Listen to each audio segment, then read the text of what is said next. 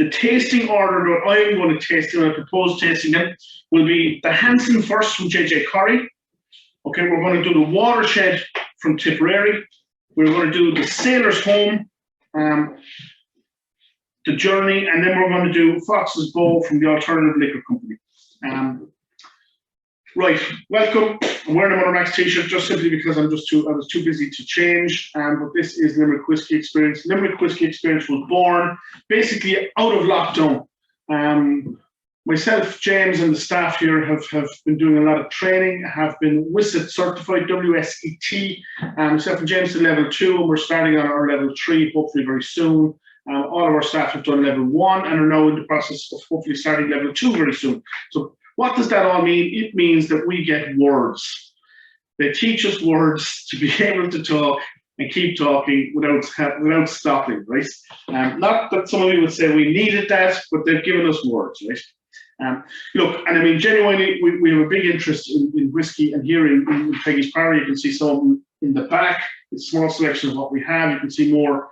This side of it is a selection of what we have. We've got 150 Irish whiskies in the premises here. There's about 120 of the 150 pouring. So we have about 30 bottles that realistically I don't particularly want to open just yet. I'm kind of proud just to have them. One of those would be like the likes of the Limerick Selection, it is a bottle that was bottled by Archibald Walker's grandson. And Walker's distillery would have been over there filming it, and he brought out two whiskies. In the last kind of couple of years, one being an 11-year-old and a 23-year-old. We have them both on site here. And to be honest with you, I ain't opening them until maybe we're 10 years in Munster Mash or something like that. Then we'll open up with a bit of crack with them, because I imagine they're going to be fantastic. But yeah, on that note, right, so we're going to start with Hanson. Hanson JJ Corrie's absolutely beautiful whiskey, right? It's probably one of my favourites.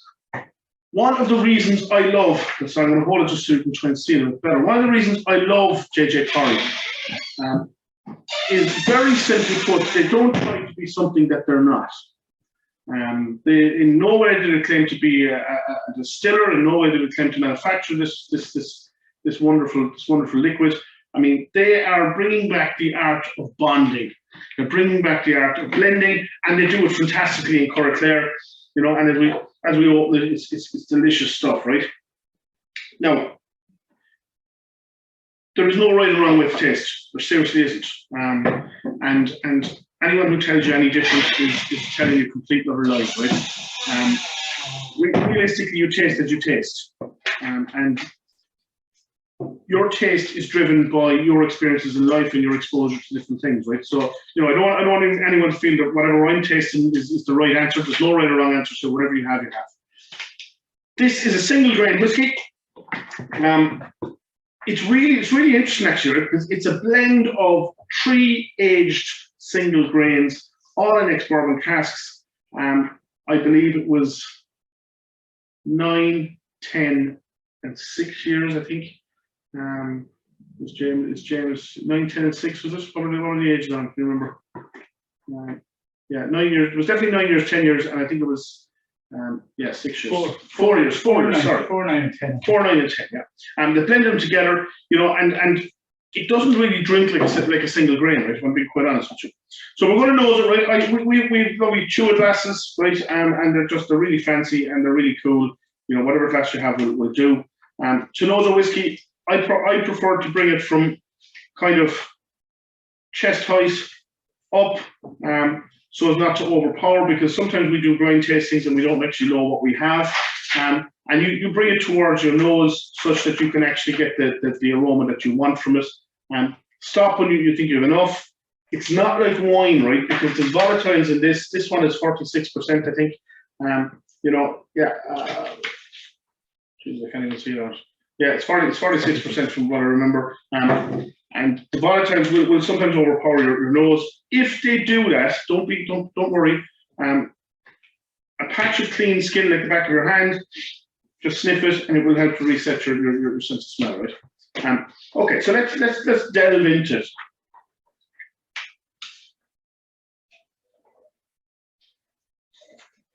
And like immediately for me, right, the one thing that kind of jumps out, the fact that I know this is a grain whiskey, it doesn't have, and it doesn't carry the aroma that I would expect from a grain whiskey. There's a little bit of complexity to this, right? I mean, there's a little bit of maltiness to it. It's a word I don't like to use, but it's kind of almost like a sugaryness, sweetness, you know, that's there as well.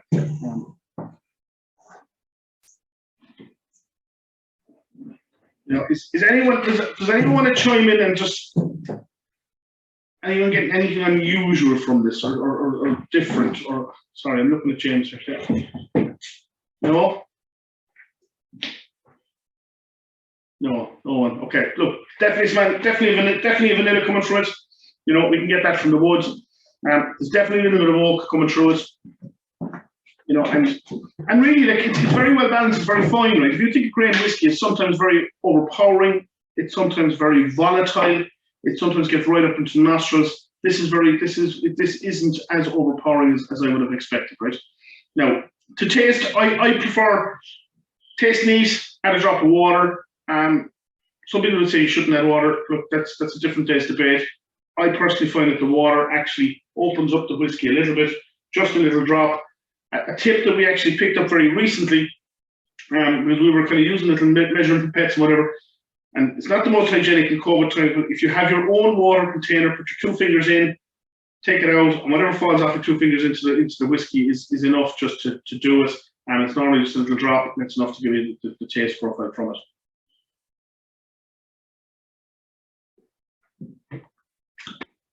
Okay. Immediately there's a warminess to it. It's really it's the front of the tongue, and coming into the back. I'm seriously getting a lovely vanilla from it, right? There really is a really nice vanilla from it. There's a little bit of I suppose I don't want to say sweetness, but there's a touch of sweetness there, and it is lingering on the back of my tongue just a little bit. And for me, I get tannins kind of in the center to the back of my tongue, and it's there. It's kind of it's not heavily, but it's there, and there's a little bit of a tingle to it. Oh, sorry, Cora's asking the Hansen, Cora. We're drinking the Hansen. But yeah, you're getting that kind of wood spice. You're getting like the toasted oak that you'd expect from the ex-bourbon or ex-bourbon casks. You know, and it's really nice, right? And we're going to add a little drop of water. Okay, and that should be enough just to do it.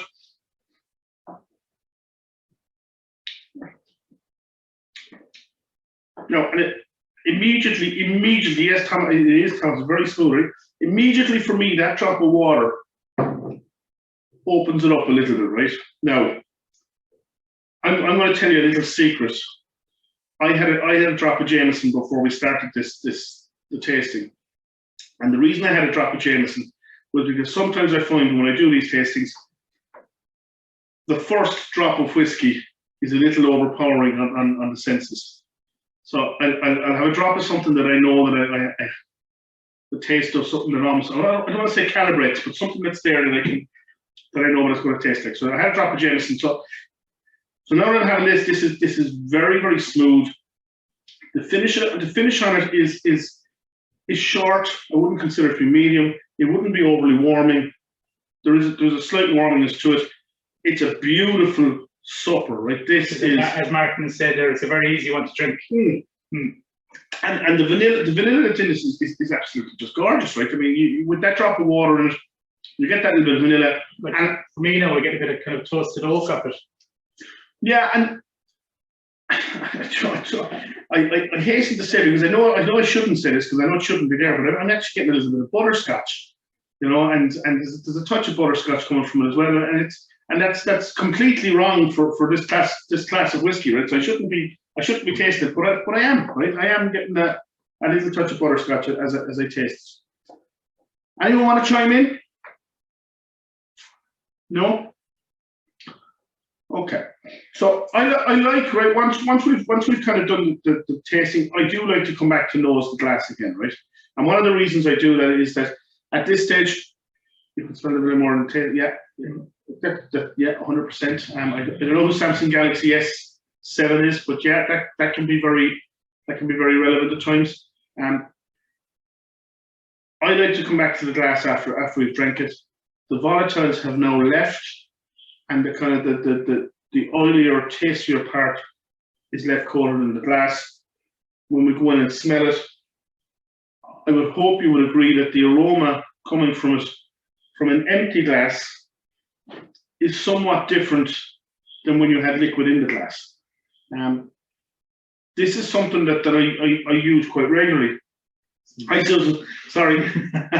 This is something that I use quite regularly when I'm nosing whiskies. I'll actually do the nosing part of it after I drink it, because it removes the slightly, if there are harsher elements to it and volatiles to it, and it actually gets down to the actual aromas, the congeners, the stuff that we want to be tasting and smelling. But yeah, as you go into there, you can definitely get a better vanilla kick off it, I think, off the empty glass, you know, and for me, it's almost like a butterscotch sweetness to it, like I got in the tasting. Now that's something that we shouldn't have, right? It shouldn't really be there for this style of whiskey, but I'm getting it. I'm getting kind of a very woody kind of. Yeah. I would disagree with you. Yeah, 100%. Okay. If everyone is happy, if anyone wants to ask any questions, ask them now. If not, we'll move on. Now we're going to go on to the Watershed, right? The Watershed is that's a whiskey. It's a whiskey we've been watching for a while, right? It's from Tipperary Distillery. They're based just outside Clonmel. What's the name of the place? Is Ballandoney. And it's a girl by the name of Jennifer Nickerson, has married a gentleman by the name of Ahern, and they have a lovely farm down there, and they've built a beautiful, beautiful boutique distillery down there. I think they've four stills, 4 copper stills, a mash tun and 4 fermenters down there. The stills are about 1,000 litre stills, so it's not a big operation, right? It is very much a boutique operation, but they are doing some really, really creative stuff. And if we consider, you know, the role of terroir in whiskey, and you know, we look at the likes of Waterford whiskey, who are talking a lot about terroir at the moment. You know, Tipperary are basically, they're growing the grain. JJ Corrie. JJ Corrie is from a place called Curraclare, in County Clare. They have a lovely setup there. It's basically taking over some farmland. There was an old shed, you know, and they've been building on this, and they're like they launched this year a tasting room, or last year a tasting room down there. It's really cool. If you get a chance to go in there when I can't say when, because the restrictions are kind of lifting tomorrow. So from 6 a.m. tomorrow, go book a tour in JJ Corrie's. It's well worth going. Yeah, that Hansen. I mean, Thomas, that Hansen is lovely, right? And I'm going to say that it's just so we're clear, this is Hansen batch 3, and this just goes, I suppose, it goes to prove, right, that the emphasis they place on it. This is a 50-50 mix of grain in there. In some of the other batches they've had different mixes in there, right? So this is batch 3, the Hansen. It's really delicious. It's really good. You know, another favourite of ours is actually the Gale, from them. Really like that one as well. And in the kind of on the higher end, they have a beautiful whiskey called the Flintlock. And if you get your hands on it, it's really good whiskey as well. Okay, but back to Watershed. Sorry, because we're going to digress completely. Watershed basically is a Scottish girl, Jennifer Nickerson, fell in love with an Irish gentleman by the name of Ahern. He probably is related to the Flannerys that have Ahern's in the Palace Bar and have Flannerys here in Limerick, I imagine, because they're all from that side of the world. Just outside Clonmel and Ballydoney. They have a big farm there. It's absolutely beautiful there. And they've built a fantastic boutique distillery there. As I said, it's four copper stills, 4 fermenters, and a mash tun. And each still, I think, is 1,000 litres. Jennifer's father was a gentleman, or is a gentleman, I shouldn't say was, is a gentleman by the name of Stuart. Stuart has worked in the Scottish whiskey industry for many years, i.e. his whole career. I'm told he's a master malter. I'm told that he has, in the last kind of 20 years, he has really been working with investment groups who want to get distilleries up and running. And he goes in, he sets it up, he gets it going, he produces fantastic liquids. And he's definitely very evident in this, right? he's definitely had an influence in it. So Watershed is kind of their first pour. Other than that, they've been kind of doing single barrel releases. It's cut to 47% with their own water coming down off Knockdown Mountains. And if anyone is of interest, they share the same water as the likes of 8 Degrees Brewing, because it all runs off the mountains down into them. It's cut down single malt, cut down to 47%, and basically they've called it the Watershed for 2 reasons. Obviously, the watershed, as in the water has run off the mountain, and number 2, there's actually a shed where the water is. So it's quite funny, right? But look, it's good. It's a good story. Okay, so we're going to go into this one, single malt. This one is just for you. It's bottle number, batch number 5, bottle number 734, and it's 47%. Absolutely, this is gorgeous stuff, right? Now, if you're noticing, we're pouring from the bottle, right? Normally we'd have all this prepared. We'd have a busy evening this evening, and it's a bit of madness. Okay, so on the nose, right, straight away, I'm getting a really big fruity element to it. Really big fruity element to it.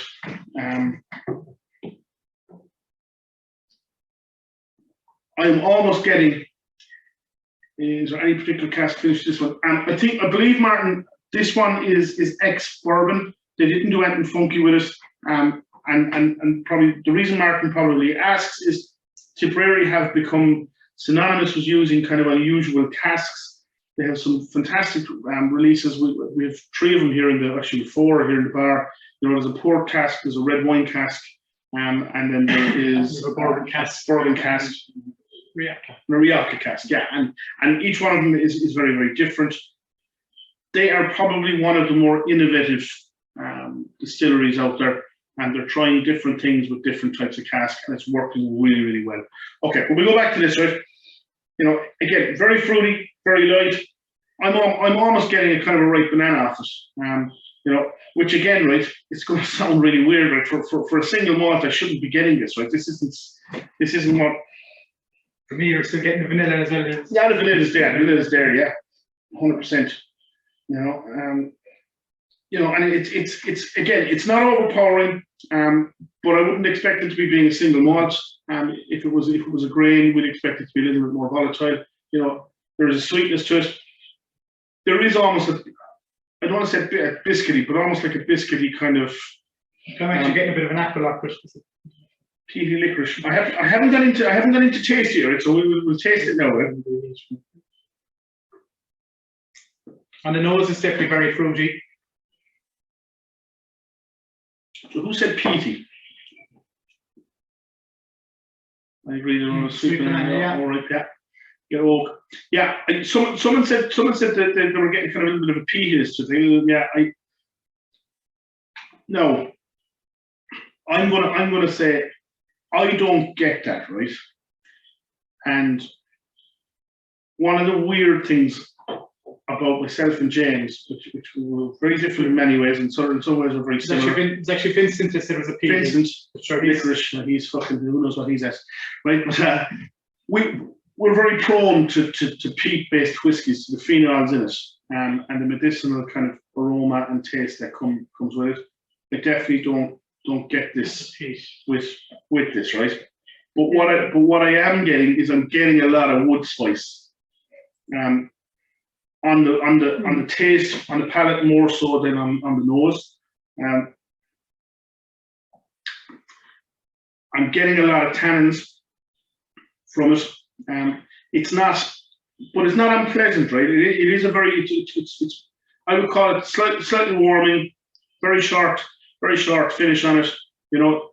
Definite wood spice to it. Definitely a wood spice to it. But I wouldn't go as far as to say it's peppery, because I don't get that in it at all, right? And I personally don't get that peaty element to it. I'm not finding the peat in it. No, it's more spice, it's more oaky than peat. And I'd be very prone to peat, and I just can't get it there. But there are no wrong answers, and like this isn't right or wrong. If that's what you think you're getting, you maybe uber sensitive to peat more so than we are, and you might be picking up on it. And that could be what it is, because we're not sure where the malt is coming from on this one, right? I'm actually kind of getting a cinnamon kind of spice. You know, it's just.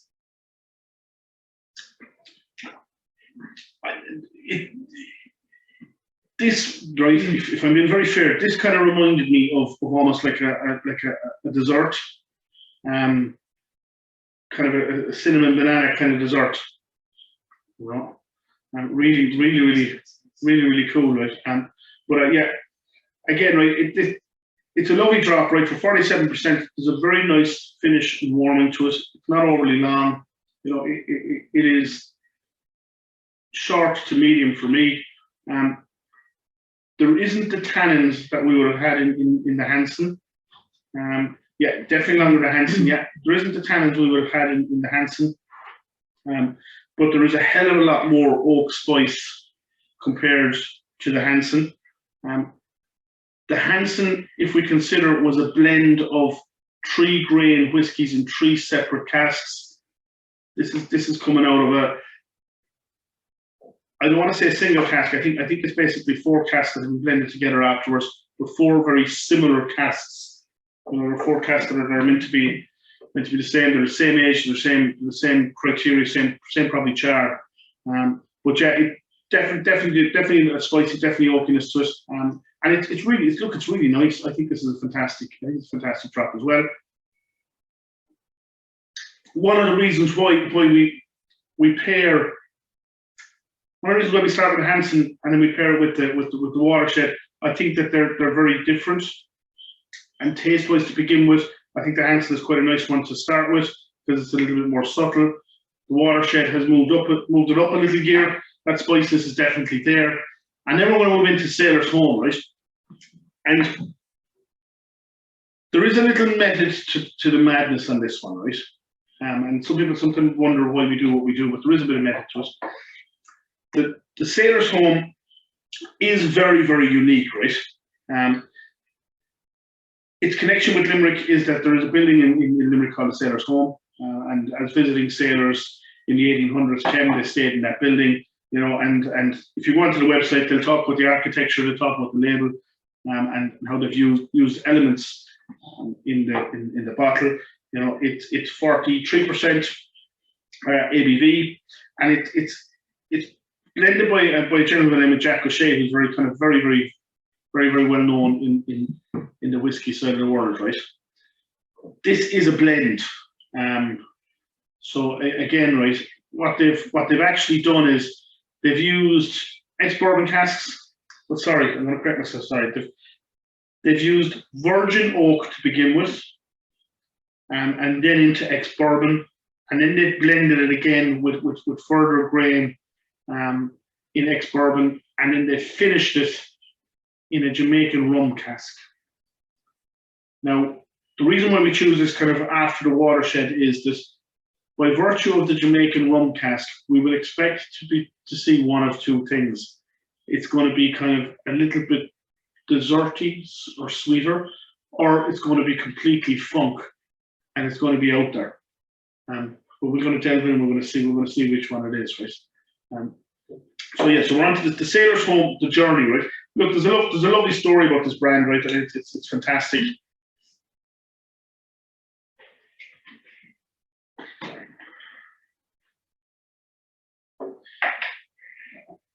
So we got into the nose of it, and immediately the rum is certainly there, right? And I'm even going to guess certainly not COVID, right? Taking a drop and rub it in the back of your hand, right? And just let it evaporate off. And it's like if your wife or girlfriend or significant other goes into to Brown Thomas or Boots or wherever she goes, and she puts her perfume on her hand and let it evaporate off. Go ahead and smell it, right? And it's rum. You could be forgiven off the aroma off the back of your hand thinking that this is rum, and it's really good. It smells like really nice rum as well, right? So again, look, we're getting all the aromas that we'd expect from rum. there is a little bit of funkiness to this, right? You know, and again, I'm getting kind of like an unripened banana. I'm getting kind of a slightly burnt banana from it. Definitely desserty. Definitely kind of Moorish. Something that I would want to have more of. I'm thinking almost like creme brulee. You know, it's come across as an element of caramel to it as well. But there is an element of volatiles in there that you can actually you can get dancing around your nose and dancing in your nose. But they're not ethanolic. They're not nasty. They're quite nice, and quite warming. Me, I'm getting a kind of a bit of green apple off it. Yeah. And that, you know what? It's stewed apple is kind of coming to mind. As you go into, okay, well, we're going to taste it, right?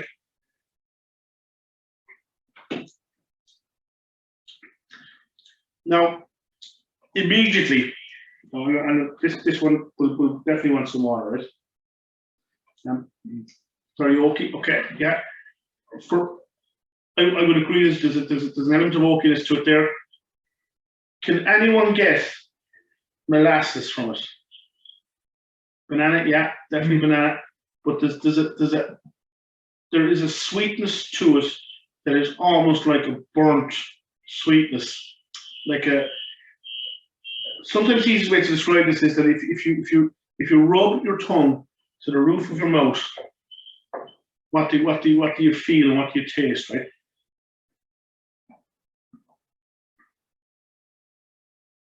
So it's not slick, you know, it's not oily, you know, there's definitely a little sugariness to it. This is very much molasses. And I can get a very, very prominent molasses kick from it, from the rum. You were saying creme brulee, can I pronounce it? Creme brulee. It's kind of burnt sugar. Yeah, the burnt sugar is there, yeah. If we knew nothing about this, right? And sometimes like this is sometimes you've heard us talk about the first two, right? Saying we're getting flavors that we probably shouldn't get, because we know the style. The Jamaican rum is definitely a molasses type of rum, right? It comes from that dark treacle of sugar. You know, you'd expect this to be burnt caramel, yeah. Creme brulee. I could get creme brulee on the nose with even. But yeah, it's there. But it's short to finish, but warming. And again, as a contrast with the Watershed, there is an oakiness to it, but there isn't the same level of spice. I think we're getting more of the molasses coming through and the sweetness and sugar content of the rum, which kind of balances well with the virgin oak, because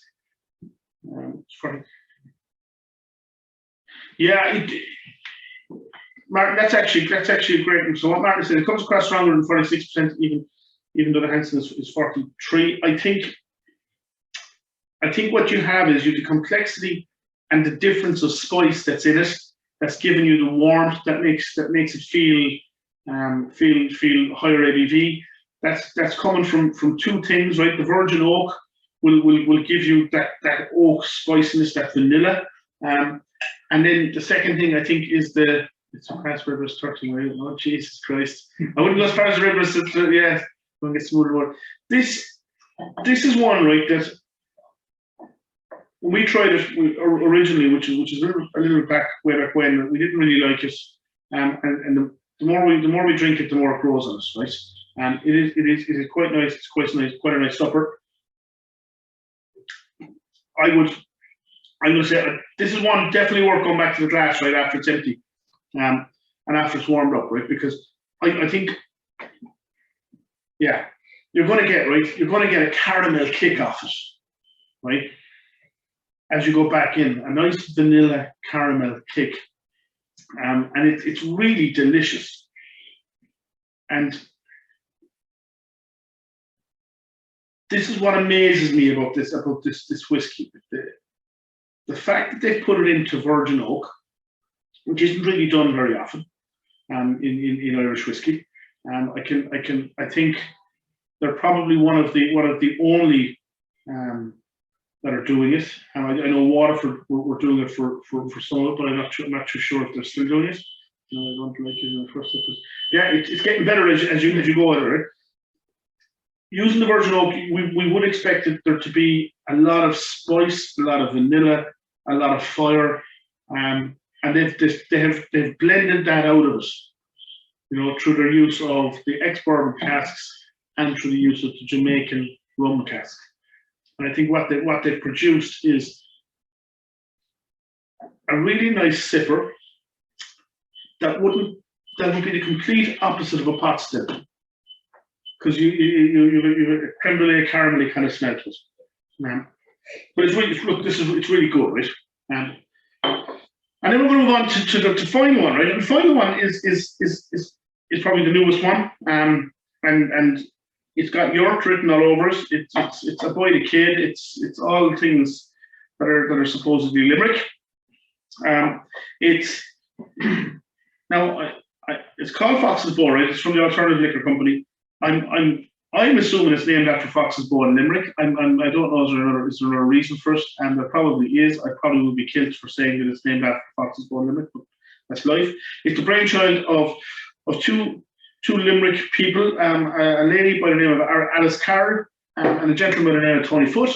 Alice was working over in Canada for Pernod Ricard or their subsidiary over there, and Tony Foote was working for Google in San Francisco, and they decided they would love to make an Irish whiskey that was all things Limerick.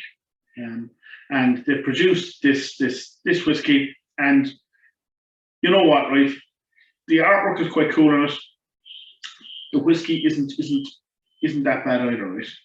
Now we've kept it for last, right? Because the reason I've kept it for last is, again, there's an element of innovation on this one that's quite cool, right? We spoke about Sailor's Home, and we spoke about the innovation in terms of the cask that they use.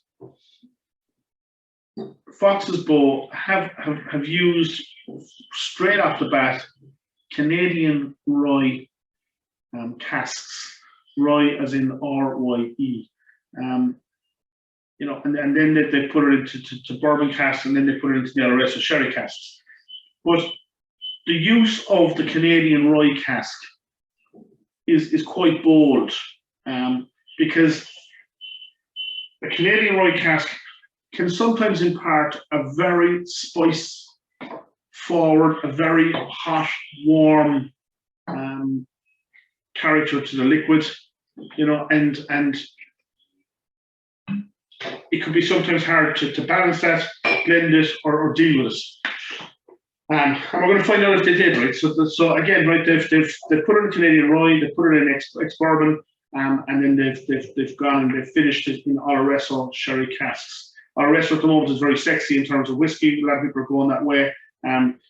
But someone had mentioned the Redbreast. Redbreast is predominantly, cast in ex-bourbon and Oloroso casks. The only thing that would make this sexier is if they put it into a PX cask, a Pedro Jimenez cask. But they didn't, so they went to Oloroso, right? On the nose on this one, right? Jason, big caramel. Yeah, there's a massive caramel on the nose on this one, right? There's no age statement to it. It is the biggest one by ABV, from what I recall. No, sorry, it's not. It's only 43%. Sorry, I'm thinking of tasting yesterday and tasting tomorrow. So it's very sherry forward as well, right? So you can definitely get that sherry kick off it. But for the person that mentioned Redbreast, think of Redbreast and then think of this, right? Are they the same? They're not, right? And for me, very sweet butterscotch. I think there's almost like a bubblegum kind of aroma to it. There's a sweetness, there's a sherry, there is that butterscotch, but there's a bubble gum to it as well, right? That's not a bad thing, right? It's a marshmallow and caramel. Yeah, the caramel I get. Caramel straight away, yeah. Marshmallow, yeah. I mean, it could be, yeah. I'm this is going to sound really weird, right? Does anyone remember the little blue bubblegum balls you could buy when we were kids, right? This is what comes to mind as I'm nosing this, right? And it's not a bad smell, right? It has some wonderful memories for me and all that kind of good stuff, but it's definitely unusual, right? Let's go and taste it.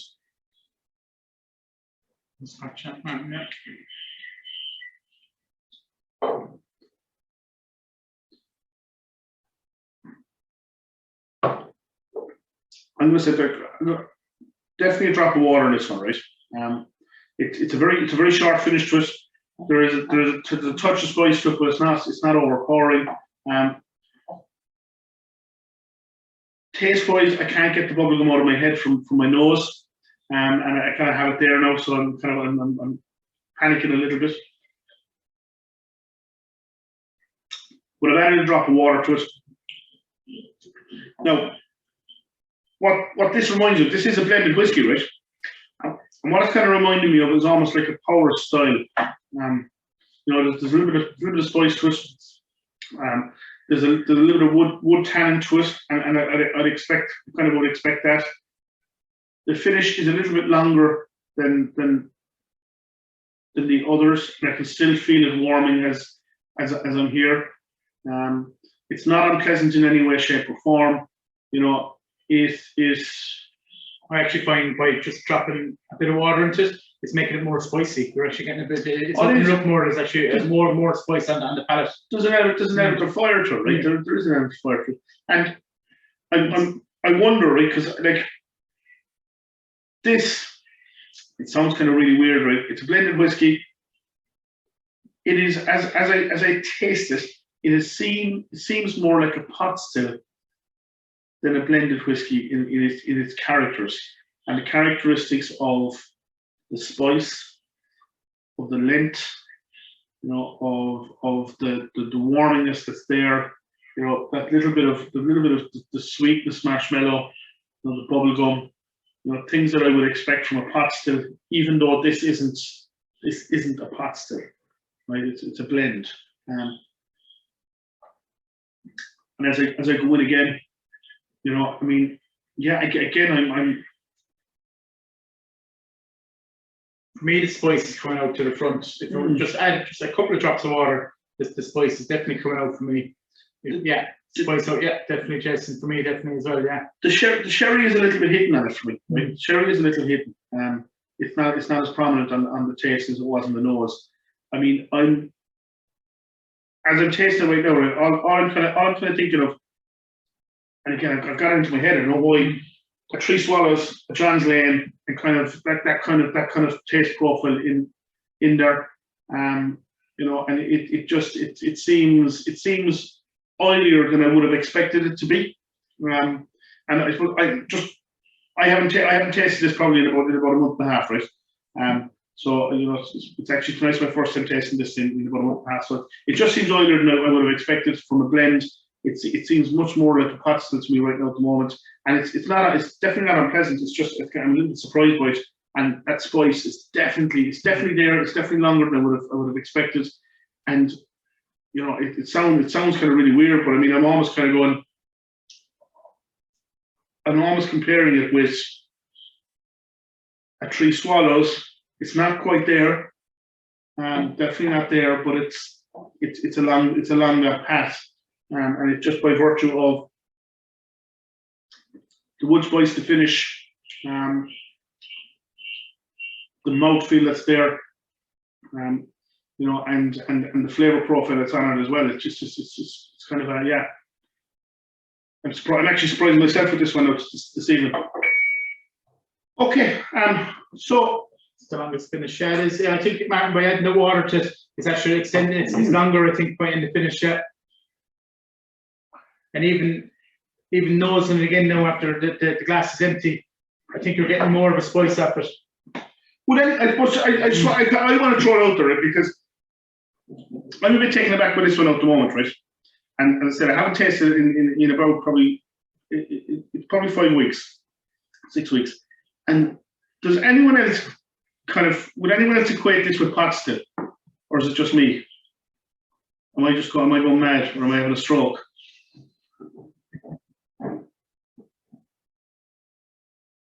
Now you can unmute yourself and talk if you really want. So.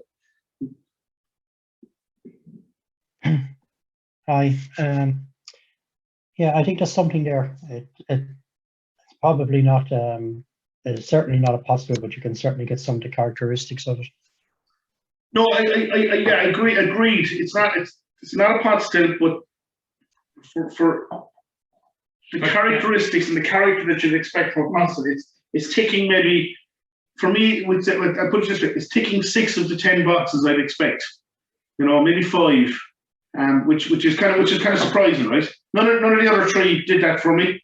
This one does. It's behaving completely different, and I'm wondering, is it the Canadian rye barrel that was used? Is it the level of spice that it's giving, that it makes it feel a little bit different than we would expect from it, and a little bit more pot still-esque.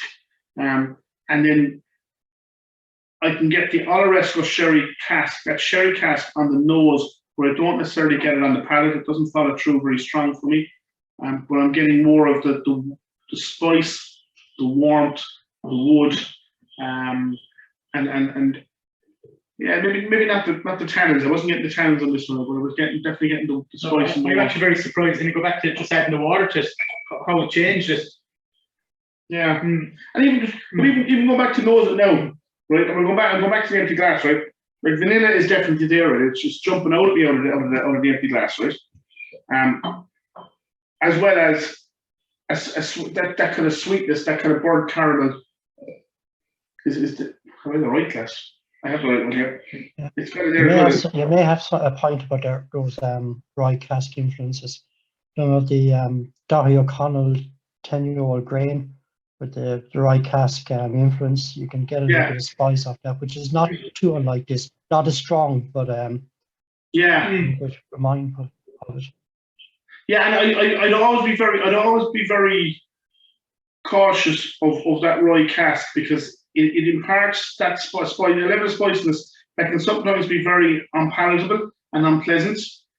And I suppose you'd say that it's probably balanced with the Olaresco sherry cask to balance that out a little bit, and it's kind of bittersweetness almost. But yeah, I'm a little bit taken aback by this one this evening, right? I really am. And I haven't considered that in terms of the kind of similar to pasta before.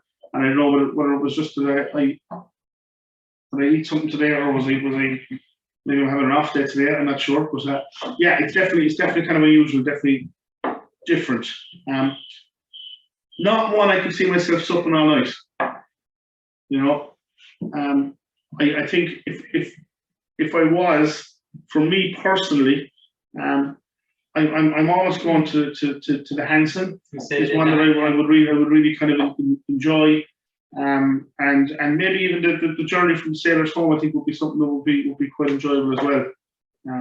But not a supper for me. I think for me I think the Hansen is a lot more smoother than it's the smoothest out of the four, and it'd be kind of the one that you could see yourself having just sipping it. But as I say, the journey. Yeah. Okay, Hansen and Sailor's Home for me. It's not, yeah. I would. Yeah, do you know what? I wouldn't disagree. I wouldn't disagree. Clare and Tip, they share the same colour. They share the same colours on their flag. Blue and gold. I feel like I want to give the Fox's Bow a chance, but as everybody said, the Hansen, that was a delicious little whiskey. Sweet, subtle, it was down easy. And the Watershed, bit strong. So thus far, for me, no, I'm not a whiskey connoisseur, but each their own. I want to give the Fox's Bow a chance. So just because it's new, it's fresh, and they're getting it out there. Yeah, I would agree with you. I suppose I'm not trying to knock it. I'm actually impressed probably with it more than probably coming across, right? Because it's again, right, it's kind of coming across as something that it's definitely not, and something that it was never trying to be. It's imparting characteristics that you know, if that was honed a little bit more, I think that you could pass that off almost as a pot still, you know, which would be mad.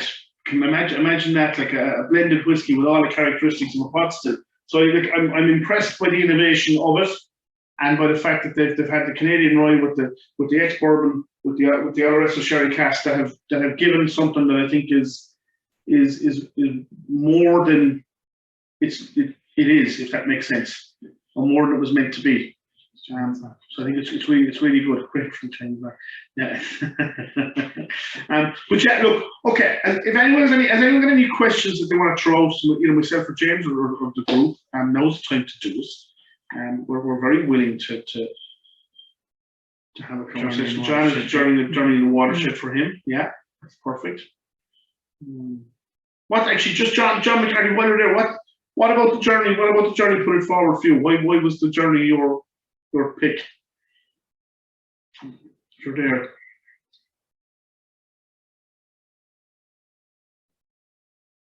It's not there. Is it okay to talk?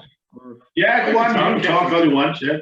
Sing a song if you really want as well. It's a good day for the pub trade today.